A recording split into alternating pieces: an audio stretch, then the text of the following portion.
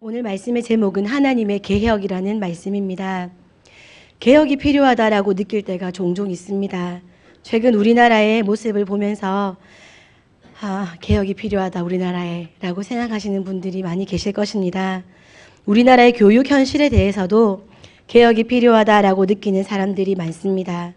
개혁의 필요를 느낄 때 이 땅에 살고 있는 수많은 사람들은 나와 반대편에 있는 사람들의 영향력과 그들의 존재를 제거하면 내가 원하는 개혁이 이루어질 수 있을 것처럼, 내가 행복해질 수 있을 것처럼, 우리 가정이 편안해질 것처럼, 사회가 안정될 수 있을 것처럼 생각합니다. 그래서 반대편에 있는 세력들을, 영향력을 제거하려는 것에 먼저 관심을 가지고 움직이곤 합니다. 바르게 하고자 개혁을 하려는 움직임이 오히려 공동체에 더 큰 충돌을 만들 때가 있습니다.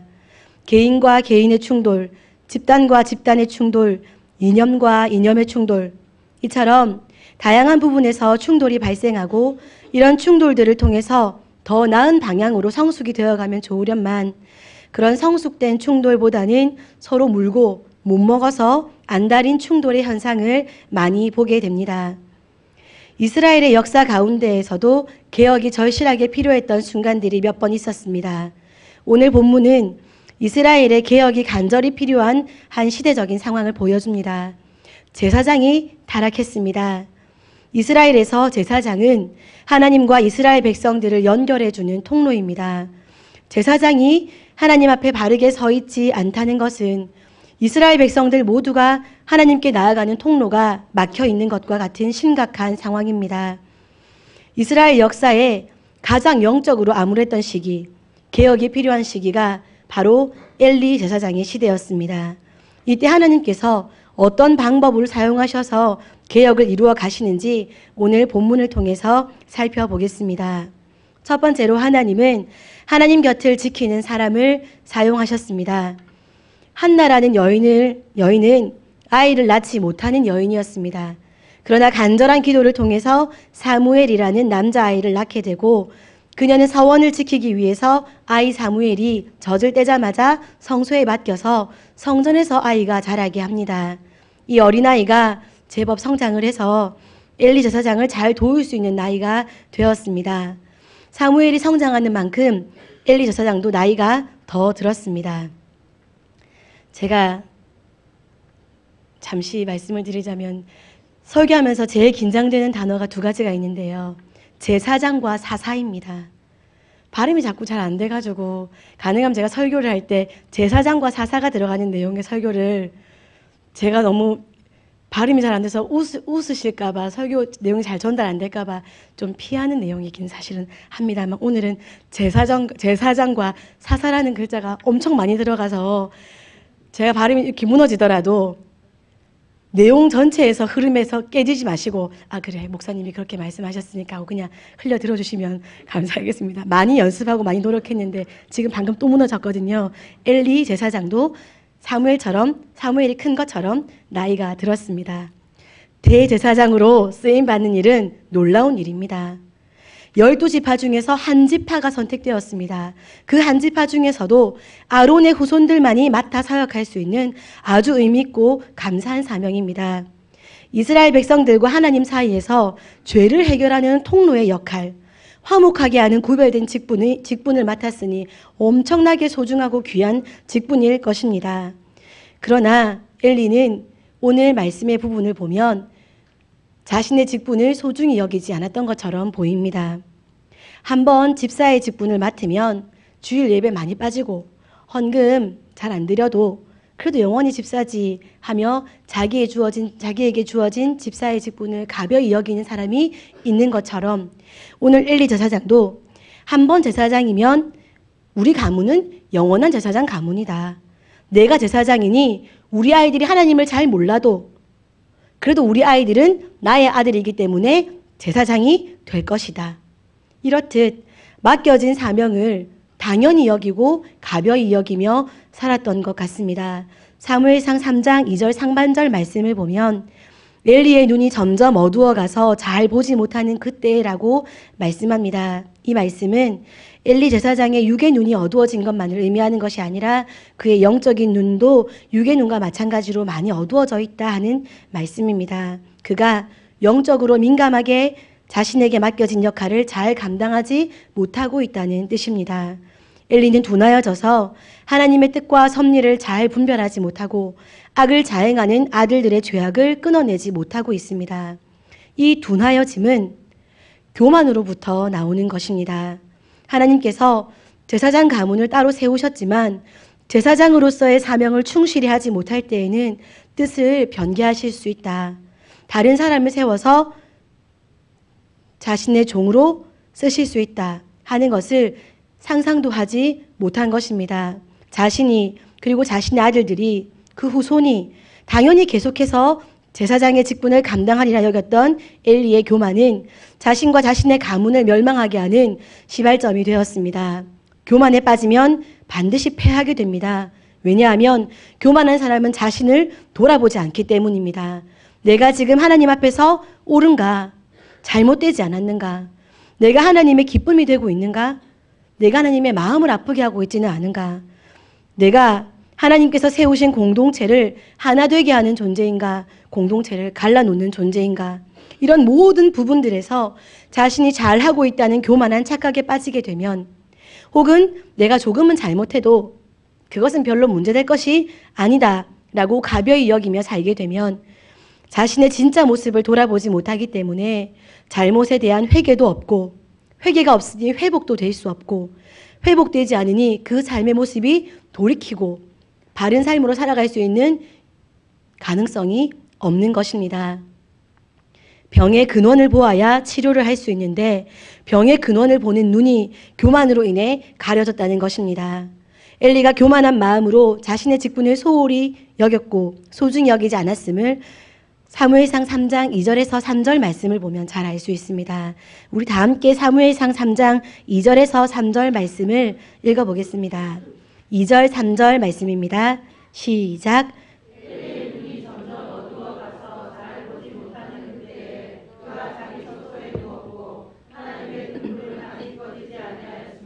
사무엘은 하나님의 궤에 있는 여호와의 전 안에 누웠더니. 아멘. 제사장은 성전 안에서 해야 하는 일이 아주 많습니다.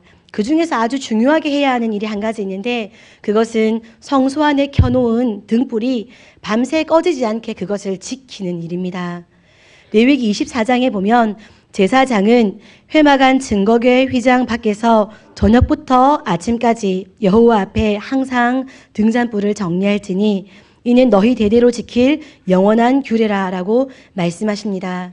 그런데 엘리 제사장과 그의 아들들이 이 직무를 제대로 감당하지 않고 있었습니다. 아직 등불이 꺼지지 않았다라는 말은 지금 시간이 낮이 아니라는 것입니다. 등불을 지키고 있어야 할 밤 시간이라는 말입니다. 그러나 아무도 그곳에서 등불을 지키고 있지 않았습니다. 하물며 엘리는 잠자리에 누워서 자고 있습니다. 그러니 하나님의 성소에서 밤새 등불을 지키는 일은 결국 누구의 몫이었을까요? 어리기 때문에 힘이 없고, 아버지가 대제사장이 아니기 때문에 빽이 없고, 그리고 내 마음대로 살겠다 하는 고집 없는, 아무것도 모르는 어린 사무엘이 자연스럽게 그 일을 맡아 하고 있었습니다.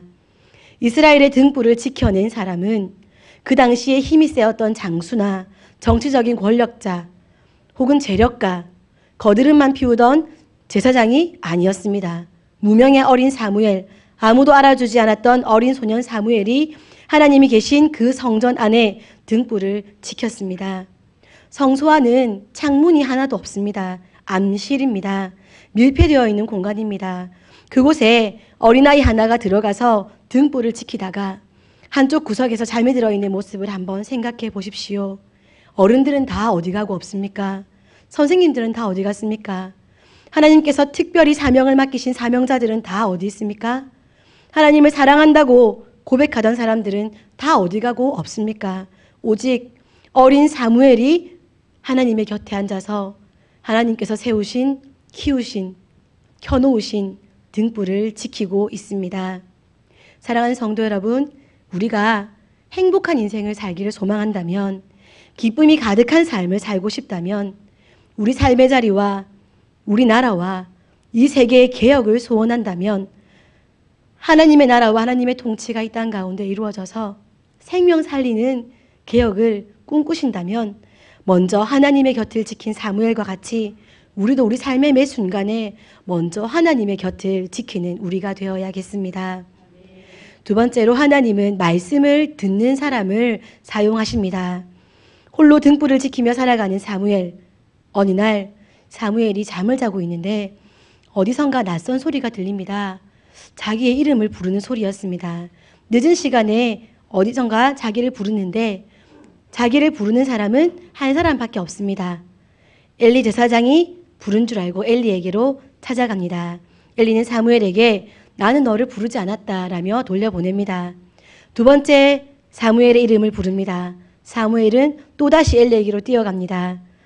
두 번째로 사무엘이 엘리에게로 갔을 때 엘리는 사무엘을 내 아들이라고 불렀습니다. 이로 미루어 볼 때 사무엘은 아마도 엘리의 양아들로서 성소에 살았던 것 같습니다. 아론의 후손이 아님에도 불구하고 사무엘이 제사장이 될 수 있었던 이유입니다. 이 같은 일이 반복되고 세 번째로 사무엘이 엘리에게 왔을 때 엘리의 머리에 스쳐 지나가는 생각이 있습니다. 혹시 하나님께서 사무엘을 부르신 것이 아닌가 하는 생각이었습니다. 엘리는 사무엘에게 하나님의 음성을 듣는 자세를 가르쳐 줍니다. 그가 너를 부르시거든 내가 말하기를 여호와여 말씀하옵소서 주의 종이 듣겠나이다 하라. 엘리가 사무엘에게 하나님의 음성을 듣는 방법을 가르쳐 주고 있습니다. 마음이 좀 짠하지 않으십니까? 엘리가 하나님의 음성을 들어보았던 경험이 있었나 봅니다. 그러니 어떻게 듣는지 듣는 자세를 알고 있었을 것이고 그것을 사무엘에게 알려줄 수 있었던 것입니다. 그러나 그는 지금은 듣지 못하는 사람이 되었습니다. 하나님께서 말씀을 하지 않으셨기 때문일까요? 하나님께서 엘리에게는 말씀을 하지 않으셨기 때문에 엘리가 듣지 못하는 사람이 되었을까요? 엘리가 하나님의 음성을 들어보았지만 들을 수 있는 사람이지만 엘리가 듣지 않은 것입니다. 하나님은 사무엘에게 오늘 말씀하시지만 사실은 엘리에게 말씀하고 계신 것입니다. 사무엘을 불러서 하나님께서 하시는 말씀의 내용은 엘리 가문에 내릴 심판 내용입니다.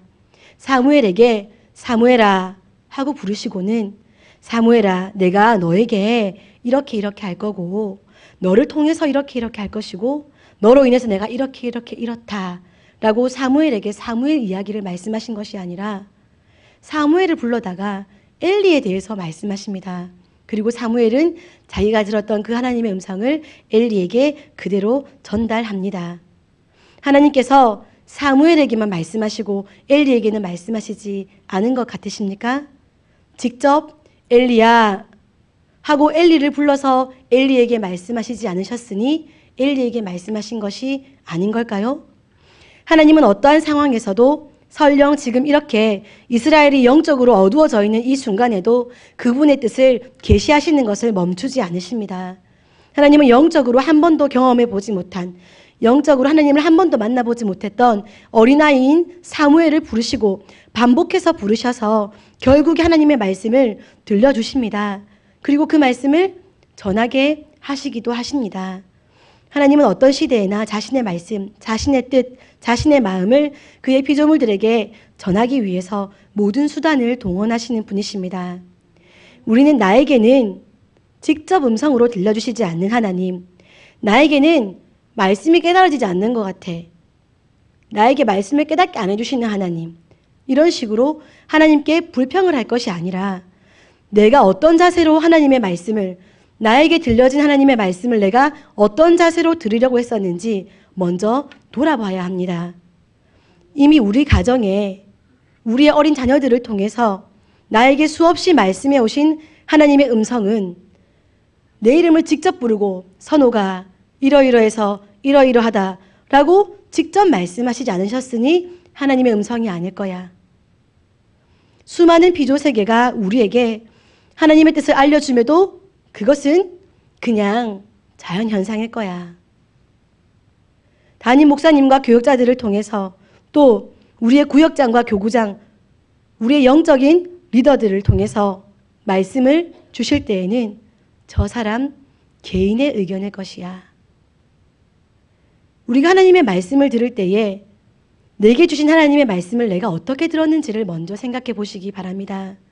사랑하는 성도 여러분, 우리는 우리의 자녀에게 어떻게 이야기하십니까? 항상 직설적으로 말씀하십니까? 우리 가정에서 어머니들이 잘 사용하시는 방법 중에 한 가지는 말씀을 하지 않는 것으로 말씀을 하시는 것이 아닌지요? 하나님이 말씀을 하지 않으신다고 말씀을 하지 않으시는 것이 아닙니다.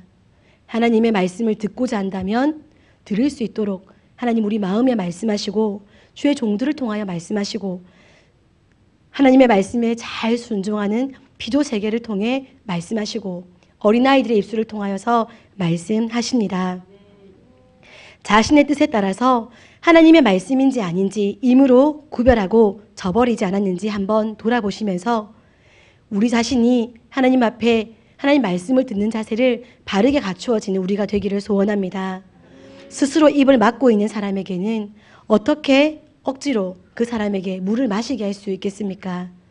오늘 엘리에게는 사무엘의 입술을 통해서 하나님의 말씀이 전달되었습니다. 어리고 아무것도 아닌 무명의 아이이지만 하나님을 한 번도 경험해 본 적이 없는 미숙한 아이인 것 같지만 그 아이를 통해서 하나님은 하나님의 크신 뜻과 하나님의 깊은 사랑의 마음을 말씀하십니다. 엘리에게 하나님께서 들려주고 싶었던 말씀은 내가 너와 너의 가문을 멸망시키겠다는 겉으로 드러나 있는 말이 아니라 어서 빨리 이제 임박했으니 더 이상 놔둘 수 없으니 어서 회개하고 어서 돌이켜라 하는 사랑의 말씀이었습니다. 이미 2장에서 하나님은 엘리에게 직접 너희 가문을 멸하겠다라고 말씀하셨습니다. 그리고 오늘 또 사무엘에게 똑같은 말씀을 하십니다. 왜 이렇게 엘리에게 시간을 벌어주십니까? 그냥 멸망시키시려면 얼른 멸망시키시지. 왜 이렇게 기회를 주십니까? 엘리가 그 마음의 소리를 들으라고. 겉으로 드러나 있는 말씀은 무서운 말씀이지만 하나님의 마음은 네가 얼른 돌이켰으면 좋겠다. 네가 얼른 회개했으면 좋겠다 하는 그 말씀을 엘리가 듣기를 원하시기 때문에 기회를 주시고 시간을 벌어주신 것입니다. 하나님의 음성을 들어본 경험이 있습니다. 그리고 신앙 생활한 지 엄청 오래되어서 노년이 되었습니다. 이스라엘의 영적인 리더입니다. 그런 그가 듣지를 않으니 참으로 안타깝습니다. 직접 말씀해 주시면 믿겠습니까, 여러분? 환상으로, 꿈으로, 계시로 보여주시면 믿겠습니까? 직접 또 말씀하실 수 있다. 환상으로, 꿈으로, 계시로 말씀하실 수 있다. 동시에 어린아이의 입을 통해서도 말씀하실 수 있고 돌을 들어서도 말씀하실 수 있다. 당나귀의 입을 통해서도 말씀하실 수 있다. 그것을 믿고 순종하시기 바랍니다. 말씀하기를 결코 포기하시지 않는 하나님은 그 말씀을 듣는 성도에게 오늘 엘리 입을 통해서 어떤 자세로 말씀을 들어야 되는지를 말씀하십니다. 성도의 바른 자세는 말씀을 기대하고 사모하는 자세입니다. 종이 상전의 말을 듣듯이 주의 종이 듣겠습니다 라는 자세로 들으라고 말하고 있습니다. 예언을 해주시는 목사님이 오셔서 예언해 주시면 한마디도 놓치지 않으려고 녹음을 하고 듣고 또 듣고 그렇게 하는 것처럼 설교의 시간에도 내 삶의 모든 순간에서 하나님께서 들려주시는 말씀 앞에서 한마디의 말씀도 놓치지 않으려고 들으려고 하는 자세, 그리고 그 말씀이 떨어졌을 때에 주인의 말씀에 순종하지 않는 종이 없듯이 떨어진 말씀에 순종하지 않을 수 없는, 내 선택으로 이 말씀은 순종하고 저 말씀은 순종하네 하고 선택할 수 없는 종의 마음으로 내게 들려진 하나님의 말씀에 순종하려고 몸부림치며 사는 삶이 성도들이 말씀을 듣는 자세입니다. 큰 일을 해내는 사람의 공통점은 듣는 자세가 좋다는 것입니다. 역대의 정부 중에 국민들의 이야기를 들으려는 자세가 있으면 그 정부는 성공한 정부입니다. 기업이 소비자의 이야기를 들으면 그 기업은 성공합니다. 어느 분야든지 들으려고 하는 자세가 성공하는 데에 가장 우선되는 자세입니다. 다툼과 분쟁이 그치지 않는 이유는 다른 사람의 이야기는 전혀 들으려고 하지 않으면서 자기 이야기만 하려고 하기 때문입니다. 솔로몬도 1,000마리의 제물을 바치면서 하나님께 구한 것은 듣는 마음이었습니다. 예수님은 마태복음 11장에서 귀 있는 자는 들으라. 귀를 지어주신 분께서 귀 있는 자는 들으라고 하십니다. 요한계시록에서 요한사도는 귀 있는 자는 들으라 라고 말씀하십니다. 우리가 교회에 나와서 하나님 말씀을 들을 때 이 문을 열고 들어오시기 직전까지 무슨 일이 있었던 간에, 가정에서 무슨 일이 있었던 간에, 과거에 무슨 일이 있었던 간에, 말씀을 전하는 저와 무슨 일이 있으셨던 간에 말씀을 듣는 시간 앞에서는 주인 앞에서 주인의 말씀을 듣는 종의 자세를 가지시고 겸손히 말씀을 들으시는 우리 성도님들 되시기를 바랍니다. 하나님은 하나님 앞에서 겸손히 말씀을 듣는 자세를 가진 사람을 통해 개혁을 이루시고 새로운 일을 시작하십니다. 이제 하나님은 타락과 부패의 길을 걷고 있는 이스라엘을 쇄신하기 위해서 개혁을 시작하십니다. 성소에서 제사장들이 해야 할 일을 대신하면서 하나님 곁을 지킨 사무엘, 하나님의 음성을 겸손한 마음으로 듣기로 소원하는 사무엘, 그를 통해서 비록 어리지만 그를 이스라엘의 새로운 제사장으로 들어 쓰시기로 작정하십니다. 하나님은 자신의 결정에 따라 사무엘에게 힘을 실어주십니다.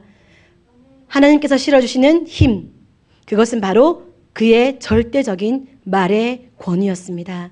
19절 말씀을 우리 다 함께 읽겠습니다. 19절 말씀입니다. 시작.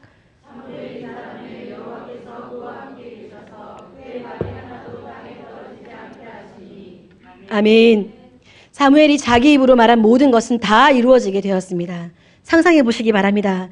사무엘이 말한 모든 것들이 다 이루어집니다. 사무엘이 계획한 모든 일들에 대해서는 말한 대로 결과가 이루어졌습니다. 그걸 지켜봤던 이스라엘 백성들의 마음이 어땠을까요? 엘리 제사장의 친아들이 아니지만, 정통 아니지만, 나이는 어리지만 그는 하나님의 제사장이구나 하고 인정할 수밖에 없을 것입니다. 사무엘이 말한 대로, 사무엘이 기도한 대로, 사무엘이 선포한 대로 다 되니까 주변 사람들은 사무엘을 따를 수밖에 없게 되었습니다. 그 누구도 거스를 수 없는 대단한 존재가 되었습니다. 성공한 지도자가 갖추어야 할 중요한 능력 중에 하나가 바로 말의 권위입니다. 학창시절에 학원을 혹시 다녀보신 경험이 있으신 분들도 계시지요. 학원에 가보면 선생님이 두 부류가 계십니다. 한 부류의 선생님은 분명히 실력이 있습니다. 대학도 좋은 대학을 나왔습니다. 말하는 걸 들어보면 지식이 가득해서 책에 있는 내용 외의 것들도 많이 말씀해 주십니다. 그런데 신기하게도 그분의 수업을 들으면 재미가 없고요. 귀에 쏙쏙 들어오지도 않고 들은 내용이 기억도 안 납니다. 그리고 너무 많이 들었더니 시험에 나오는 내용이 뭐였는지 기억도 안 나서 시험 성적도 별로 좋게 나오지가 않습니다. 분명히 똑똑한 선생님인데 이상합니다. 그런데 다른 한 부류의 선생님은 딱 책에 있는 것만 가르쳐 주는데 대학도 좋은데 안 나오셨는데, 그런데 이상하게 그분이 가르쳐 주시면 귀에 쏙쏙 이야기가 들어오고요. 또 어떻게 그렇게 찝어주시는 내용이 다 시험에 나오는지 성적도 좋고 찝어주신 건 다 기억이 나고, 그런 선생님이 계셨습니다. 이 후자의 선생님의 경우에 아이들이 그 선생님에게 많이 몰려들어서 그 선생님의 반은 이렇게 아이들이 많이 몰리는 그런 경험을 해본 적이 있습니다. 아무리 똑똑하고 대단한 배경을 가지고 있어도 지도자가 말한 것이 계속 빗나가고 선포한 말이 틀어지고 그러면 주변 사람들은 그 사람 곁에서 그 사람의 이야기를 자꾸 듣고 싶어 하지 않습니다. 말한 대로 되어야 합니다. 그래야 지도자로서 사람들이 따릅니다. 하나님은 사무엘을 제사장으로, 지도자로 세우시면서 그의 입의 말이 땅에 떨어지지 않도록 말의 권위를 불어넣어 주셨습니다. 모든 이스라엘이 두말 없이 그를 따를 수밖에 없게 해주셨습니다. 사무엘은 엘리의 양아들로서 제사장의 역할을 수행할 뿐 아니라 선지자로서의 역할까지 감당합니다. 사사시대 때 사사들의 통치는 이스라엘의 일부 지역에 한정되어 있었습니다. 그래서 어떤 지역에서 어떤 사사가 사사로서의 역할을 감당했고 또 어떤 지역에서는 다른 사사가 그 사사로서의 역할을 감당했기 때문에 사사들의 활동했던 시대를 보면 그 시대가 겹치곤 합니다. 동시에 사사 역할을 할 수 있다는 것입니다. 지역이 달랐기 때문에. 그러나 사무엘은 단에서부터 브엘세바까지 이스라엘 전역에서 사무엘을 선지자로 신뢰할 정도로 사무엘의 말의 권위가 놀라웠다는 것입니다. 온 이스라엘이 사무엘을 신뢰하였고 그의 입의 말을 통하여서 이스라엘의 개혁이 이루어질 수 있었다는 것입니다. 말씀 마무리하겠습니다. 개인과 나라와 민족과 세계가 개혁을 꿈꿉니다. 더 살기 좋은 세상, 더 행복한 세상, 더 아름다운 세상을 꿈꿉니다. 이러한 개혁은 우리의 힘으로, 우리의 능력으로, 우리의 자질로, 우리의 재주로, 우리의 경제력으로, 우리의 실력으로 되는 것이 아닙니다. 하나님께서 하나님의 방법으로 이루실 때 대립이 아닌 충돌이 아닌 생명의 역사로 개혁이 이루어집니다. 그때 하나님께서 부르시고 세우시는 일꾼은 오늘 말씀드린 바와 같이 사무엘과 같은 사람입니다. 외롭고 힘이 들고 아프고 아무도 인정해주지 않고 서글퍼도 그 시간이 하나님께서 훈련시키시는 기간이라면 그 기간을 하나님 때문에 잘 감당해낸 다음 그 기간 동안 하나님의 곁을 떠나지 않고 잘 지키고 있다면 하나님은 그 사람을 지켜보고 계십니다. 그리고 때가 되었을 때 그를 부르십니다. 그리고 말씀하십니다.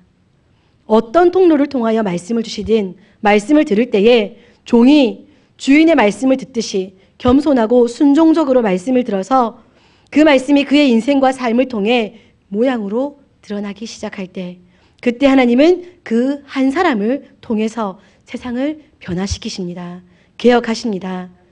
하나님께서 사무엘을 인정하시고 힘을 실어주셔서 말의 권세를 주시자 사무엘은 이스라엘 전역을 힘으로 칼로 창으로 개혁한 것이 아니라 하나님의 방법으로 개혁하는 인물이 되었습니다. 사랑하는 성도 여러분, 말씀으로 세상을 창조하신 하나님이십니다. 그 하나님의 자녀로 살아가는 우리들에게는 우리가 그분의 자녀로 살아가고 있다면 우리 입에는 말의 권위가 있을 수밖에 없습니다. 우리가 선언하고 추진하는 일이 하나님의 뜻에 합하다면 그 말에는 권위가 있고 세상 사람들이 우리의 대적자라 할지라도 따르지 않을 수 없게 될 것입니다. 따를 수밖에 없게 될 것입니다. 하나님은 이스라엘의 개혁을 위해서 사무엘을 세우시면서 그에게 풍부한 돈을 주셔서 사역시키신 것이 아니었습니다. 사람을 보내주신 것도 아니었습니다. 말한 대로 되게 하고 기도한 대로 되게 하고 선포한 대로 되게 해주셨습니다. 말한 대로 기도한 대로 선포한 대로 되는 우리가 되어서 하나님의 생명의 개혁을 일으키는 우리 사랑하는 새벽교회 성도님들 되시기를 소원합니다. 기도하겠습니다.